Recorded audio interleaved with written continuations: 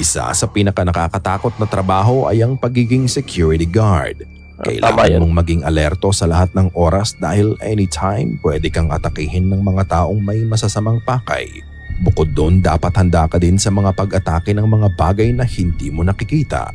Isang beses, habang nagra-rounds ang isang female security guard sa Marriott Stellaris Hotel sa Puerto Rico, may kakaibang pangyayari na hindi niya inaasahan. Uy! May sumabulot sa kanya?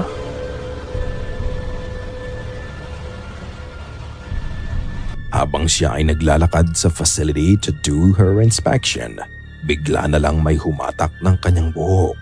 Abrupt and deliberate ang naganap. Hinatak ng unseen force ang buhok niya pakaliwa. Makikita mo sa video ang pag-angat nito at ang lakas ng pagkakahatak dito. Napahawak na lang ang babae sa ulo niya matapos ang nangyari.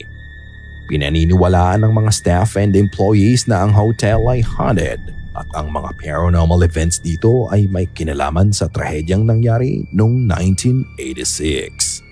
Bago pa maging Marriott Stellaris ang hotel, ito muna ay nakilala bilang DuPont Plaza Hotel noong 1986.